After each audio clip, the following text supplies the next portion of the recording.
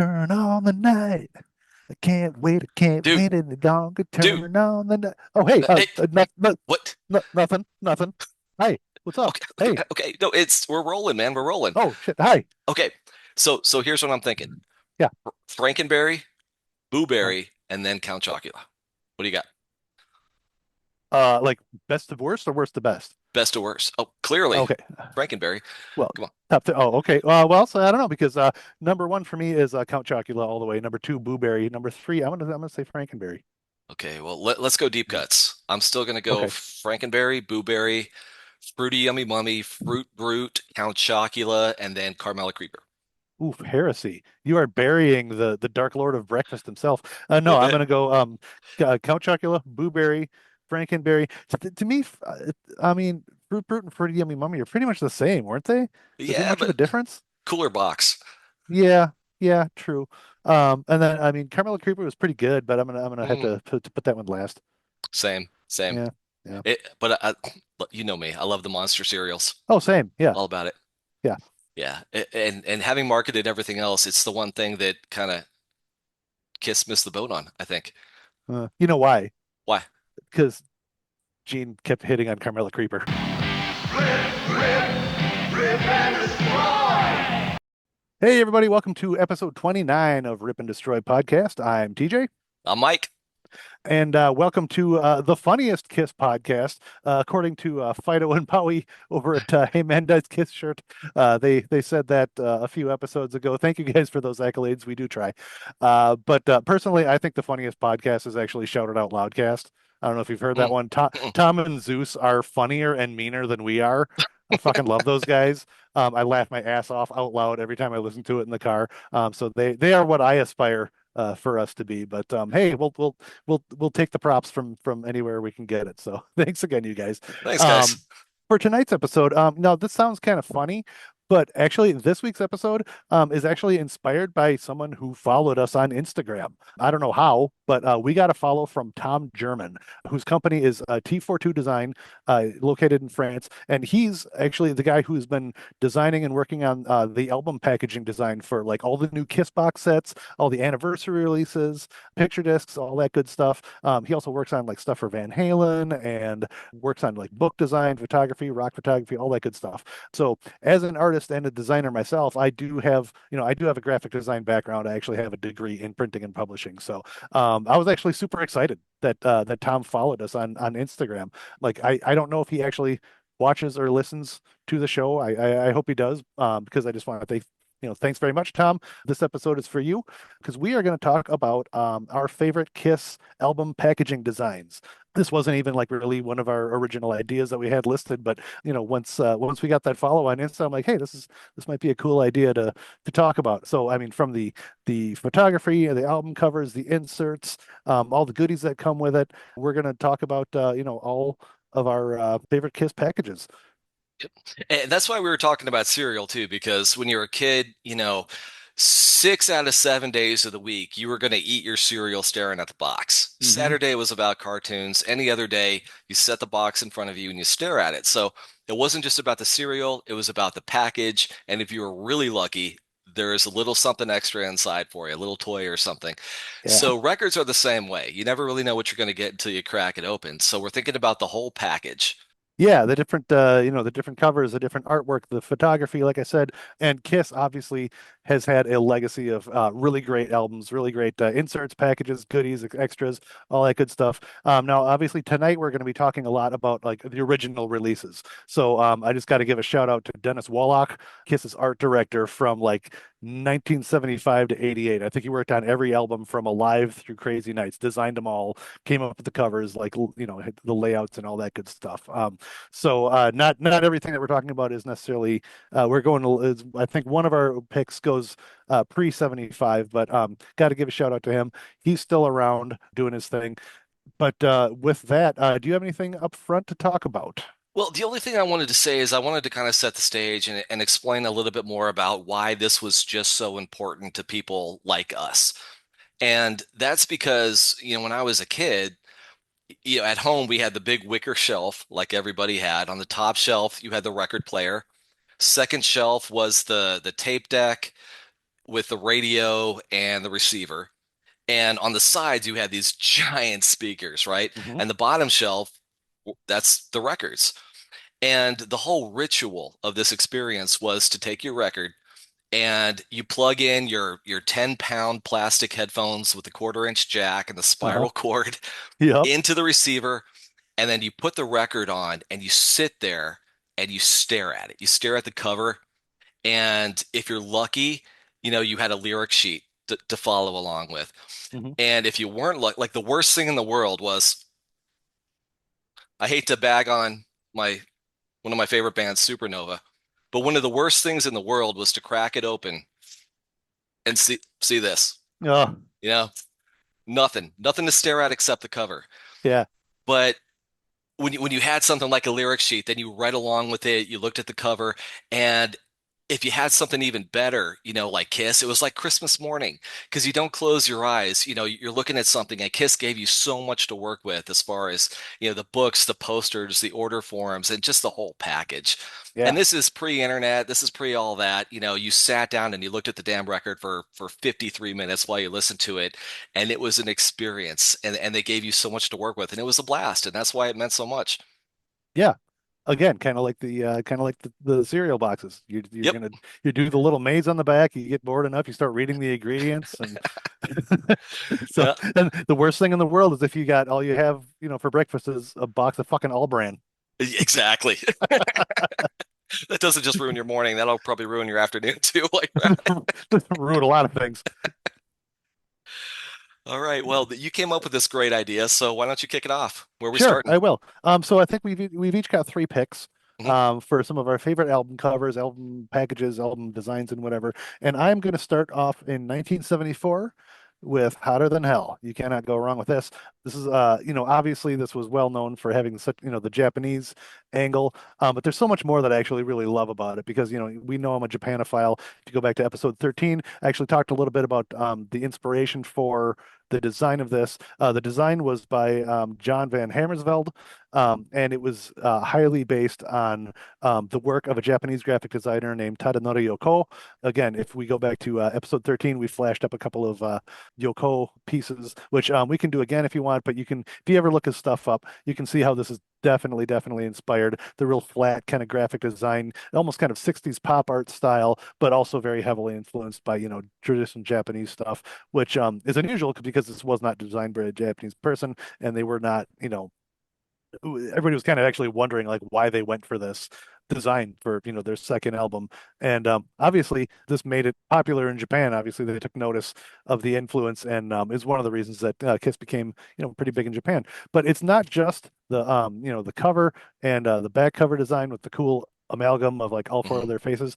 You also have the photography by Norman Seeff.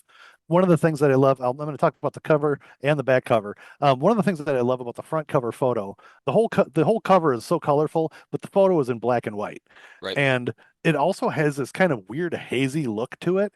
I wouldn't say it's out of focus, but it's got kind of a glowing haze to it, and it makes it look real eerie to me. It almost looks like it was taken, like seriously, like the quality of the photo almost looks like it was taken like in the 1920s. Almost looks Mm. like something out of like a silent movie that's like aging not very well or something.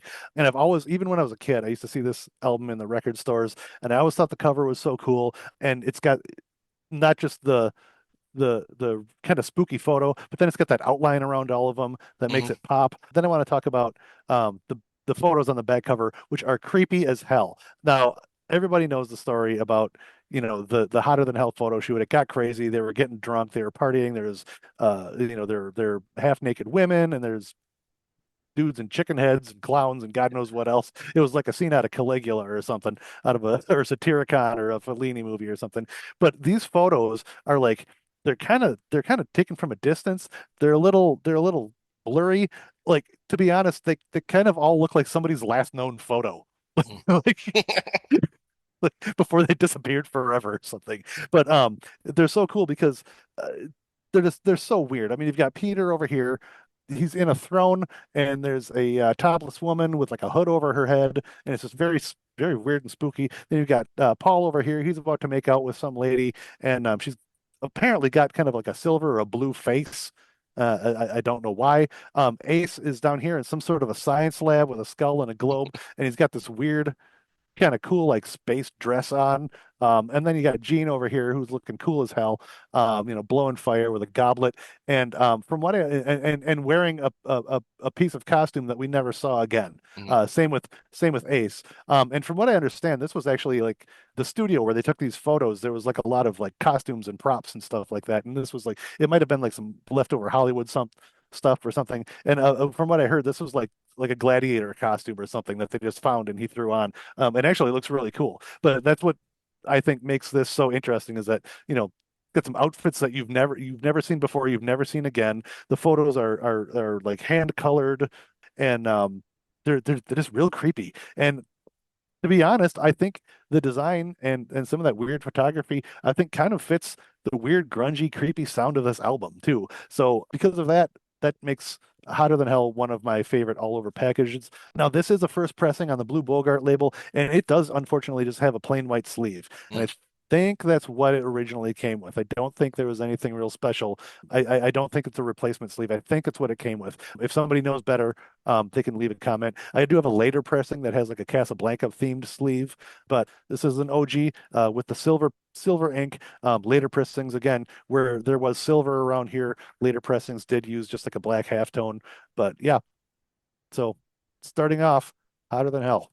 Hotter than hell. On the cover, a couple quick thoughts and questions, actually. Yeah. That is, of course, what we've always lovingly referred to as the pizza box on Ace. Yes. But speaking of Ace, is the rumor true about his face? Did he only, due to some injury, he only painted half and they flipped it, or it was some. Yeah. I don't know if it's this photo necessarily, but there are photos floating around online, plenty of them taken by Norman Seeff at one of the photo sessions, where he does have only half of his face Okay. painted because he was in like an accident or something and he had like stitches and he couldn't paint that part of his face. Yes, that is true. I don't know if it's the cover photo though. Okay. Okay. And that's where they introduced the Chikara symbol, which I believe means Yep, power. And I it love does. that Eric Carr put that on the coolest drum set he ever had was the Chrome Crazy Nights drum set, of course. And it Right. had the big Chikara symbol. I thought that was a really cool throwback to this era. Yeah, I actually saw an interview clip with him on YouTube a couple of weeks ago where he was actually talking about that, about them bringing back the symbol from Hotter Than Hell, which meant power. And I think it was Paul's idea or whatever to slap that kanji character all over Eric's new drum kit for that tour. Yep, it's on the t-shirts too. It looked great. Hmm. And Yeah. I was going to ask you about the outfits on the back, which you already touched on, but also as a tattoo artist, I always give me your opinion because I always thought that face on the back would make a badass tattoo. What do you think? Yes, yes, I concur. Confirmed. Yes, confirmed. Love it, love it. Right on. Cool. Great All choice. right. Thanks, man. You can go next because I think actually chronologically that's going to work out. Okay, 1976. Actually, when you introduced this idea, the very first record I thought of was Rock and Roll Over for two Hmm. reasons. One, because it is my all-time favorite cover art. The Michael Doré cover art is it's just fantastic. It's the Yeah. coolest cover they ever did. And also because when I had this, now I don't have them now, but I remember going through all the albums and taking out all the inserts and all the extras and really loving the stickers. I thought the Hmm. stickers was just a really cool idea because it was stickers and because it was, of course, the cover art, which is really amazing. On this one, in addition to the cover art, you have the inner sleeve, which kind of introduced a brand new take on the logo. You had the Kiss Army merch form, which I don't have on this one, unfortunately, and the die cut sticker. And if you're lucky enough to have one of the Japanese pressings of Rock and Roll Over, not only did you get the lyric sheet, which, as we know from past episodes, is a lot of fun, but you got a poster. Not just any poster, though, it was a super badass poster, big, large color poster of all the guys in the 76 outfits, the destroyer costumes on motorcycles. It's just different and really damn cool. Love the poster. Yeah, I just had a couple things to add talking about rock and roll over. If you don't mind, I don't mean to hijack your segment. No, please. Um, but here's my first pressing, and yeah, I love the way that they added the lightning bolts to and made kind of like a four, kind of like a throwing star thing, like they did with Metallica later on. Yep. But I do have the sticker Oh, look at in, that. intact. Yep. all intact. I thought this was Nice. interesting because it was like you said, it was die cut, and like each like section, like with a face, like was Mhm. cut out, and then like I think the outer circle or whatever was cut out. So that's kind of weird, but that was cool. I do also, and rock and roll, I'm not a big variation collector. Pretty much anytime I have a variant of an album, it's because I've just upgraded from a previous copy. But I do also have the infamous teardrop edition, where it appears to be a teardrop coming out of Paul's eye. This was the I think it was the Columbia Record Club edition Okay. pressing of it, when in fact it is only a printing error. And people will debate this until the end of fucking time. But as a person with a print background, as I mentioned, this is a misprint. It's not, it's a printing error. Okay. The blue plate, I can tell just by looking at this, it's what's called a hickey. Okay. The blue plate probably had a little speck of dust right there, which caused like the ink to kind of goob up and like on either side of it. And every one that came out has this little, it just happens to kind of look like a teardrop because of the color and the placement. But it is in fact a printing error, and I will die on that hill. I don't care if you want to debate me; you are wrong.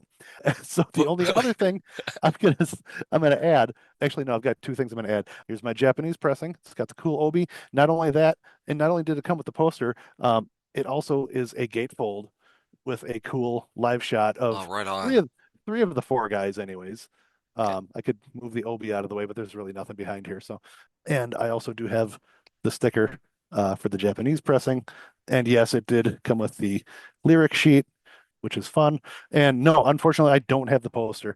But the last thing I would like to point out about Rock and Roll Over is that what's interesting is there is no original art for the cover of Rock and Roll Over. Like you can point to like the original Ken Kelly painting of Destroyers that still exists, or the painting of Love Gun, or the comic art from Unmasked, or any of the photos. There is no actual original art because Michael Dorrit actually created it using color separations. He basically like cut out each individual color, which then were made into printing Mhm. plates. So there is no, other than the, there's like a rough sketch version that you may have seen floating around. Like Paul looks kind of weird, like they're a little bit off Hmm. before you kind of refined I've them. seen it. But yeah, there is like if you're saying, where's the original cover art for Rock and Roll Over? Is in an archive somewhere? There actually is none, which is very interesting. And I have so much admiration for Michael Dorrit and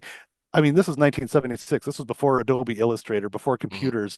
I mean, the accuracy with which he did his work blows my mind. He also did, as we know, they brought him back for the cover of Sonic Boom. Right. I was not as big a fan of that because it's actually kind of an inverse, where instead of having the guys in the middle and the title around the outside. Like he made the title the centerpiece and put the guys on the outside.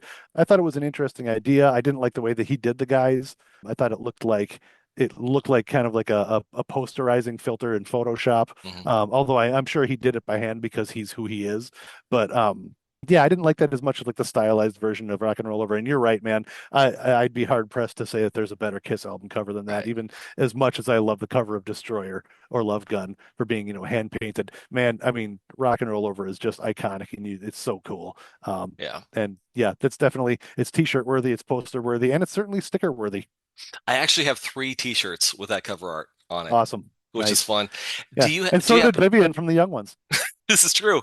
Now, I totally agree with what you said about the Sonic Boom cover, but I'm curious if he employed the same tactics, the same techniques when he did that one. Likely not. I'm guessing he did that. Okay. I'm guessing he probably did it on the computer, Hmm. but I don't want to put it past him to not have done it on the computer just because, like I said, of who he is. But I would think in 20 when did that come out? 2009.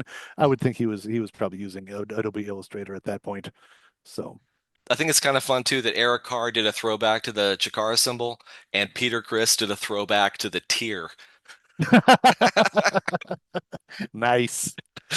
Sick Uh, burn. uh, sorry, Pete. all right. So for my next one, I have to pull out. Kiss Unmasked. And say what you will about the musical content of this record, and I think we will probably say something about that in Mhm. a future episode because I think we want to talk about some of the pop albums or something for fun sometime. But man, I love this cover. As a comic book guy and an illustrator, man, they were catching shit by this point in their career for being a cartoon band or a Yeah. comic book band. So you almost got to think, we'll just lean into it and just make this album a comic. And but I love it, man. I love the colors. I love the illustrations. Unfortunately, the back cover is a little boring, considering how flashy the front cover is. But man, I love this so much. And one of my favorite things that we saw at the 95 Kiss convention was they had the original three. Mhm. This was done in like three large panels. The illustration was done by an artist named Victor Stabin. He is actually still around. He has a very different style nowadays. He's doing this kind of surrealist, kind of ocean wave, kind of very kind of one with the universe, dolphins and turtles and kind of woo woo kind of stuff. It's very cool, but it's nothing like this. But I know he did acknowledge the anniversary of this, and obviously he's still very proud of it, as he should be. I love it. It's one thing that I always noticed about it was this panel here, it says, as Paul tries to enjoy an evening with a friend. And then the next panel is ostensibly this one where he guards his face, but Mhm. if you look really close, that really looks like Ace. If you look at Look at the that. I'm pretty sure it's because like, but then like this panel is Peter saying Ace, get back into the car. So I almost wonder if like it's supposed to be like this and then Ace and then they get back into the and then they speed up. I don't really know, Well, but maybe it's like old school Marvel where they didn't even have the text yet, and Stan would just write stuff in when he saw the right, yeah, pictures. yeah. Or maybe they're trying to swerve us and think, hey, if you see this guy, it's Paul Stanley, it's not Ace. You don't know. Although this very much looks like Gene, Yeah, it obviously, which does. I think is very funny. But other than that, this the gasp panel obviously is iconic. The dudes saying, "I still say they stink." You got to love that. Mm. For the anniversary of Unmasked, they actually came out with an air freshener of this panel, Yeah. which I think is funny. And then once you get into it. So unfortunately for this one, the inner sleeve is boring. Unfortunately, it's Mhm. it's black, but that's all it is. It's black with a hole, but it does have a custom label of the gasp panel, which you gotta love. I absolutely love that picture. And it's if in case you like me love that picture, the best thing is Unmasked came with a poster of that. And That's man, nice. that is so cool. Mine's in really nice condition. I'm very happy about it. I should probably frame this the way you've got your Dynasty poster framed back there. Mhm. And one thing you will notice, and I did look this up, and the artist, Victor Staben, did confirm this. On the cover, both of Peter's eyes are open. On the poster, because Anton Fig played drums on this album and Peter was not on it, Peter is winking. Is He's that got one why eye closed. though? Is that That really is the why. reason? That is why. He actually talked about it on Instagram, and I screenshotted it. I had no Um, idea. Unreal. yeah, Please do read that. yep, yes. So he posted this on May 20th for I think probably last year for the 45th anniversary it'd be. On this day, May 20th, 1980, Kiss released their album Unmasked under Casablanca Records, proud to have designed the album cover and poster insert for this iconic release. Fun fact, although Peter Criss is credited, it was actually Anton Fig who played all the drums uncredited. To mark that event, I painted Peter Criss's eye winking. Wow. So yes, that is why. That is fantastic. I love Yeah. it. Do you remember the last thing I'm going to say about it is do you remember Chew Bops? No. So they back around the early 80s, they had this it was bubble gum that looked like little album covers.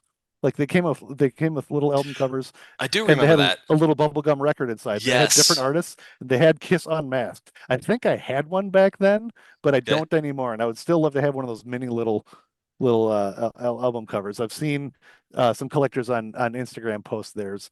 And other than that, like I said, not my favorite Kiss album, although it's grown on me over the years. But I will say, I keep saying I'm going to say one more thing about these things, and I have like three more things to I say. keep coming. Um, It's all good stuff, man. I will say that some of the anniversary stuff that they came out with. for Unmasked was really cool. They do have a t-shirt with the gasp thing Mhm. on it, and I do want that. And also, speaking of our new friend Tom German, his picture disc design for Unmasked is awesome. We can put it up here. I'll send it to you, and you can throw it up on the screen. It's got a poster, which is like a live shot of the band. I think it's staged, but it's them in those era costumes. And then the picture disc has a different but similar shot, and it looks like it also comes with a couple of stickers. So yeah, it's a really cool looking package. As much as I'm not a big fan of picture discs, that's a really, really nice design. So kudos to Tom for that one. Well, I got a challenge. Okay, hit me. It's my least favorite Kiss album cover. It really. Really, Now, don't get me wrong. The as gasp as a panel. comic book guy, I would like to know why. Okay, well, the gas panel is great. The Mhm, poster, very, very cool. Seeing the artwork live was definitely cool. I had no idea that those were so large. mhm. But honestly, I thought it played into the whole idea of they were now appealing to kids and the whole 1979 Dynasty thing, and now they have a whole new audience. And I thought that they were actually leaning into it. And the last panel, especially, I still think they stink. To me, I never liked it. I never liked it. It kind of just, it read too goofy for me. I can see that. I can see that. I think the alternative way of looking at it was that they were poking back Okay.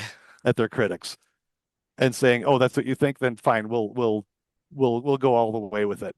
And now Well, what? You know. I wish But some of that. unfortunately, the album wasn't good enough to back up, that claim. I So was gonna say, I wish some of that piss and vinegar showed up in the actual songwriting, but sure. exactly, yeah. Yeah. So yeah, I don't know what the idea was behind it. Personally, just from an art perspective, I think it's cool. Okay. Right on. Right on. Yeah. All right. What you got? Well, okay. Well, you knew this one was going to come up sooner or later.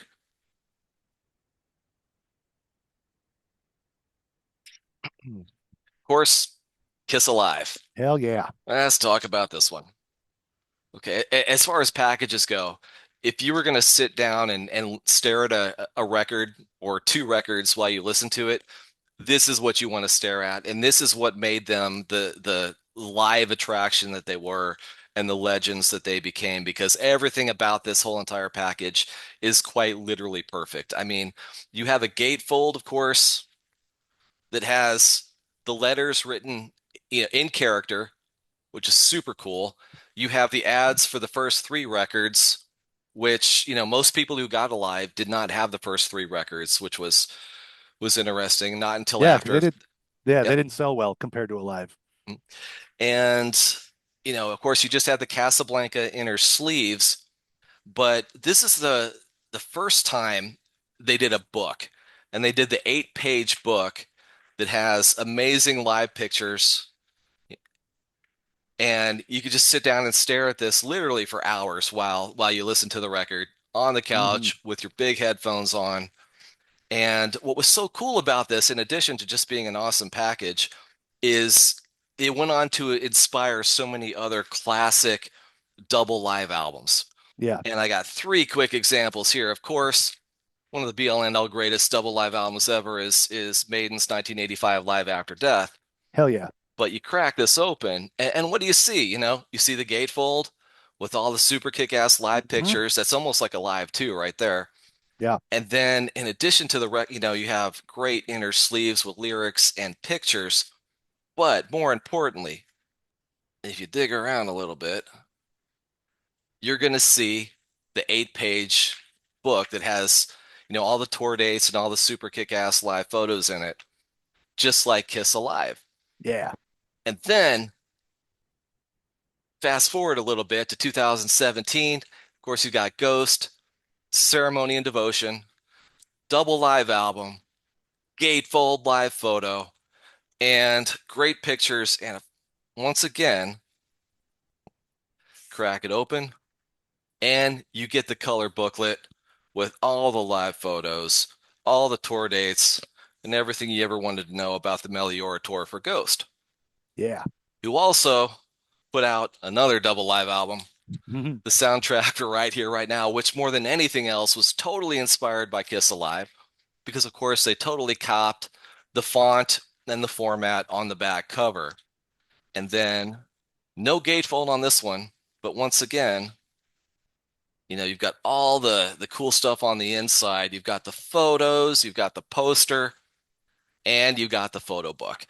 And you can see how each and every one of these was clearly inspired by, Kiss Alive, who followed this up with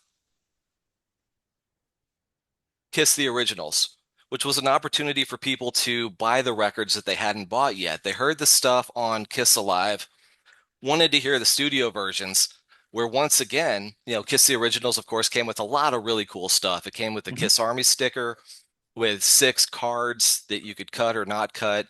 It came with all the album sleeves. And instead of an 8-page booklet, it came with a 16-page booklet, which gave the whole history of Kiss.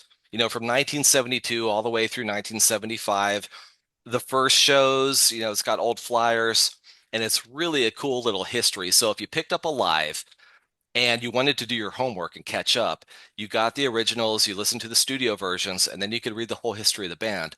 So it's amazing to think that, Alive had so much influence, not just musically, but as far as all the packaging went. I think it's honestly kind of the perfect package. It's almost like a box set in and of itself. Absolutely. And I also want to mention that the that photo book from Right Here, Right Now, those photos are awesome. That book is so good. Yeah. Those photos in that book are incredible, man. If you're a Ghost fan, if you're a Ghost fan, I don't know why you don't have it yet, but if you don't, it's totally worth picking up almost just for the book. The soundtrack's great too, but yeah, that book is cool. It's that is kick-ass. Yeah, thanks, man. That was awesome, and I totally agree. Alive is up there. The cover photo is iconic. The back cover photo is iconic. The two bros with the kiss, the Yeah. Kiss Army, the homemade Kiss banner holding their fists up. Yeah, Kiss Alive is one of the best, which is why I'm gonna follow it up with Alive 2. Well done, sir. Also, yes, also probably one of the best Kiss packages ever. It's got so much going for it, even though it's fairly simple. I just love how huge you've got the Kiss logo takes up almost half the front cover. Mhm. Alive 2 is like the other half, in just stencil font, the same stencil font as Alive 1, but it's Alive 2, and then it's got the four photos of the guys, which are again iconic is being overused, I think, almost in this episode, but they are. And if you can't quite make them out because they're not big enough, boom, they're humongous on the back. The scariest goddamn picture of Gene Simmons anybody has ever seen, other than maybe the one where he's got a bloody mouth sucking on the microphone and from the trading card set. That's everybody else's favorite. This is one of the coolest pictures of Gene Simmons of all time. Everybody knows it. I do know that they had actually kind of airbrushed or photo not. They didn't have Photoshop in '77, but they did airbrush a little bit of extra blood in here. That's why some of the blood splatters look a little weird. They look a little off. It's because they added those. But regardless of that, I mean, he's sweaty and his hair is all matted down and his makeup is smeared and he's dripping blood and he's got a look on his face like he's gonna kill somebody. Man, that is the Gene Simmons that we were all scared of when we were kids Yes, in the it is. 70s. And you got Paul with something shining or reflecting. Maybe it's his talisman. I don't know. Ace Peter doing their thing. And of course, you cannot talk about Alive 2 without talking about that, Right. which again is also what you were referencing with so many of those other live albums. You opened this up and you finally saw what Kiss was all about, even though this was a staged photo. This was not actually part of the live show. They just set all their pyro off at once. And I think it might actually, I think they may have actually cobbled together a couple of photos. I'm not sure. I have seen variations on this photo, cropped a little differently with the guys in like other positions and everything. But this one, I mean, no matter what the circumstances are, that photo is incredible. That's the kind of thing you just cracked it open, you stared at it, and you thought, this is my favorite band. Oh yeah, yeah. How can you not? Then on top of that, we've got Inner Sleeves. Again, kind of echoing the first one. You've got all of their albums up to now, up to that point, and on the other side, you've got this crowd shot, which is awesome. Everybody's partying, having a great time. There's confetti flying around. Somebody else has a little homemade Kiss logo that they're holding up. Mhm. Um, the funny thing is, you look at the back of the and we know who those two guys are. Bruce Redout, I think, or Redout. I don't know how to say his last name. And Lee Neves, I believe, are the names of the guys in the back. But like, who's this guy? anybody know where this guy is these days? We Like, got to find him. or this chick? Like, who's she? Like, I don't know, but or this guy with a kind of schmeary face. I don't know what's happening here, but if any of these people are watching our podcast, by all means, please contact us and let us know who you are in the Alive 2 inner sleeves. Both of the inner sleeves on this one were identical. And I just want to point out, I remember being a kid and looking at some records, some of my records, some of my sister's records and such, and especially when it would be like a double album with a gatefold. There was so much to look at, especially when they made the inner sleeves different for both Mhm. records, and you would start getting confused because you'd be like, "Wait, I saw this photo. Where was that photo? I have to look for that photo again." And like, there was like so much. I think Queen Live Killers was like that. There's all kinds of different stuff to look at. But in addition to the inner sleeves, the gatefold, you got another booklet, The Evolution of Kiss, which is kind of funny when you're only talking about 4 years. But man, Kiss did have a lot of different eras, a lot of changes, and it went through, 73 through 77. You've got, Gene's different looks, Paul's different looks. In the middle is a full band shot. Again, going back to the beginning. And then you've got last couple pages, of course, are Ace and Pete. And then the back has a little history of the band. And you also got a sheet of tattoos. Look at that. Look at that unused sheet of tattoos. Here's the directions. Years ago, I was on one of the Kiss vinyl collectors groups on Facebook or whatever, and somebody had actually run across a stash of rock and roll over stickers and Alive 2 tattoos.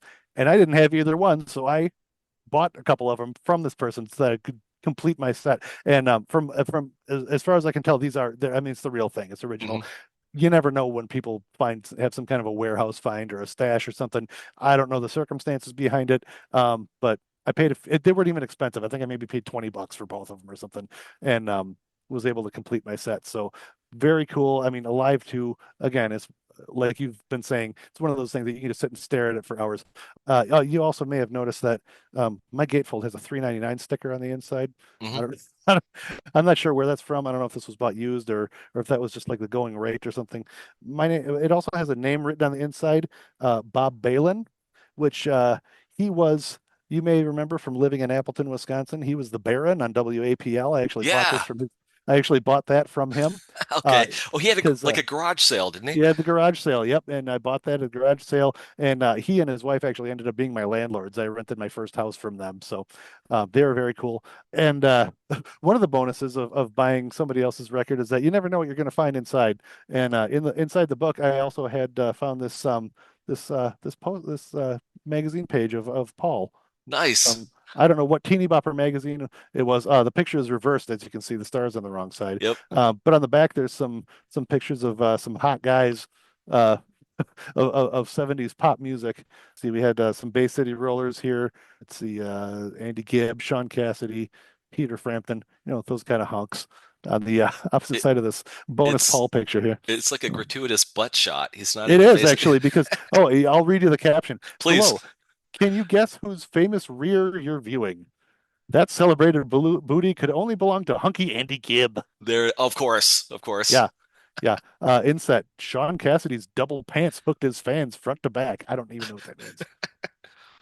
Well, it basically means you wouldn't kick him out of bed for eating crackers. I guess if you're a teenage girl, and right, passionate Peter Frampton made a big comeback with his "Where Should I Be?" LP. Isn't he a cutie pie? Thanks, All this Baron. reminds, all this, yeah. Thanks, Baron. All that reminds me of is Frank Zappa making fun of Peter Frampton's "I'm in You," making fun of teenage pop stars of your choice. So that is Alive too, man, and you can't beat that with a stick. Great choice. Great choice. Thanks. Okay, while you put that away, I'm going to grab my third and final choice. Sounds good. And it is 1979's Dynasty. Beautiful.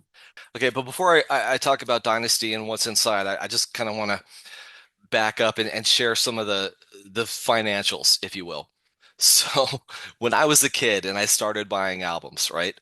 You had one of three, well, one of four scenarios. Either you had no money at all, or if you had some money, or if, like my grandpa would give me like the handshake with a couple bills in it. Hmm.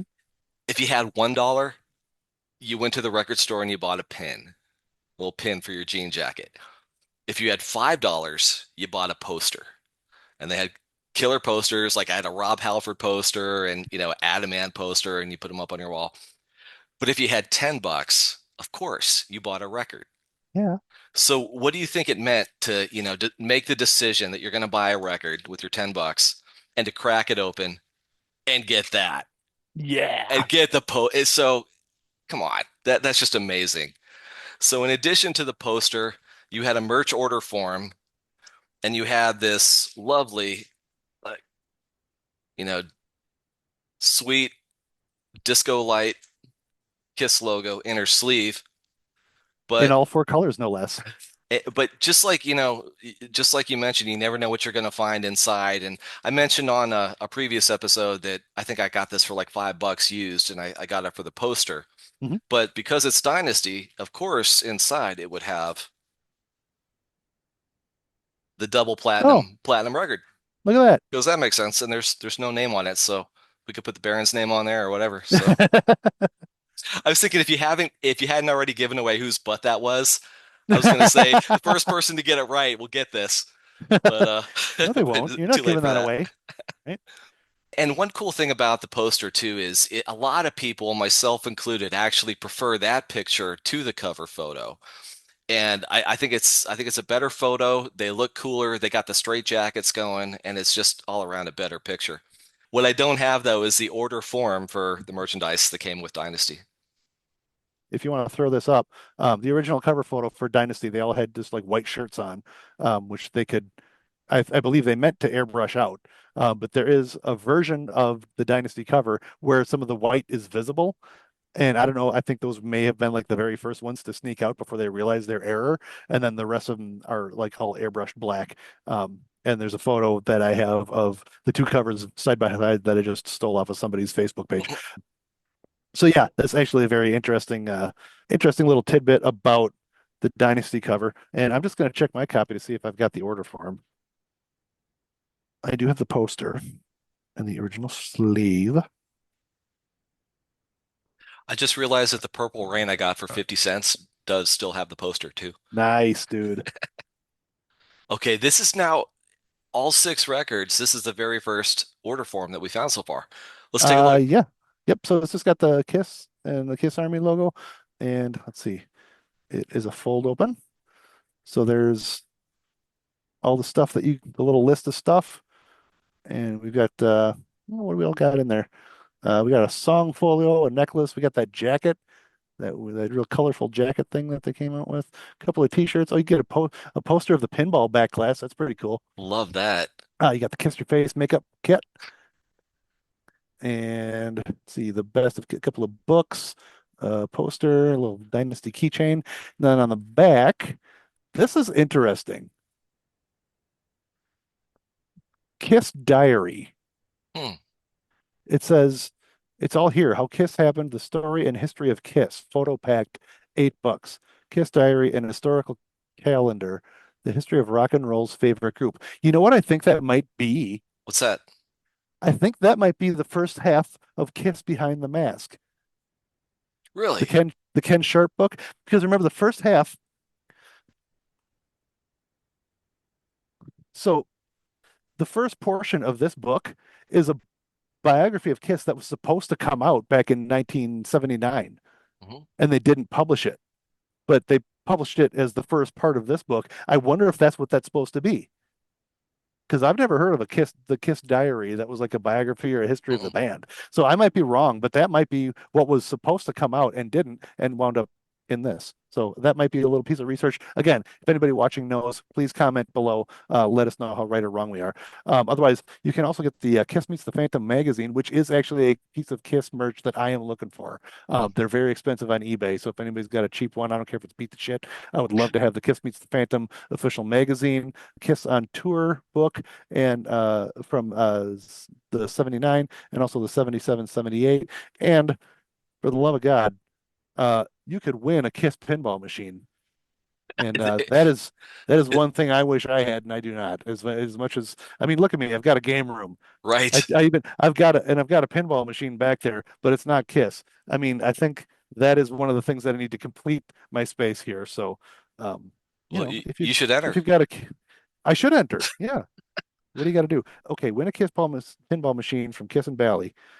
Here's what you do. Take a photograph of yourself made up as your favorite Kiss member alongside Kiss's pinball machine. The more outrageous, the better.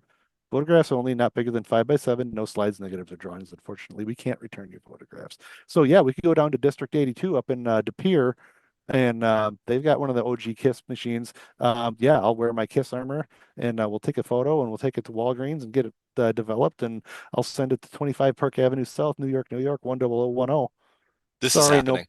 sorry, but no immediate members of the KISS family or employees of the KISS organizations can enter. Are we an immediate member of the KISS family? Not yet. Not yet. No. Okay. Okay, cool. Well, here's what you win. KISS pinball machine from Bally, valued at $1,800. Have you priced pinball machines lately? They're like No. 15 grand, dude. Yeah. 1,800 bucks. Get the fuck out of here. Second prize, 10 complete sets of Kiss collectibles offered on reverse side of this. So you can win everything in the catalog. Third prize, Except the book that didn't come out. yeah, yeah. Third prize, you get a Dynasty t-shirt. Just for entering, you get a Kiss pinball poster. So I mean, Ooh. just for entering, you can get that cool back class poster, which man, that'd be worth it by itself. Yeah, would. Let's do it. I'm entering. Do it. All right. Speaking of cool packages, why don't you tell us about that cool package right behind you there over your shoulder? I'd love to. Speaking of Alive 1 and Alive 2, that there is Alive 3. I just got a beautiful shadow box for it. I'm kind of getting more and more excited about it. It's been hidden on my bookshelf for a lot of years, since 1995 when I got it signed by three-fourths of the Revenge era Kiss. But now, looking towards late September, thinking about taking the trek down to Vegas to go to Gene's Expo. A lot of great people are going to be there signing. There's going to be concerts every night for 3 nights, and I can finally fill that big white gap where Gene's signature needs to be. So hopefully by the end of September, this 35-year project will have come to a head and that will be complete. So in anticipation of that, shadow boxed it. I think it looks great. Yes, and obviously you can easily remove that to get Gene to scribble on it and put it Yep. right back in there, and then you can pass away. I guess your life will be complete. That's there it is. All right. Well, if you want to be like Tom German and follow us on Instagram, you can do so at Rip and Destroy Podcast. You can also drop us a line at ripanddestroypodcast@gmail.com. Like and subscribe to us on YouTube and Spotify. And we also have a Facebook page. I really don't post a whole lot on there other than just posting the new episodes. But if you want to keep up on when and where, that's where to do it. So we will see you next time for episode 30 already. Can you believe that? See you then. Kill the power, Phil. Kill the power.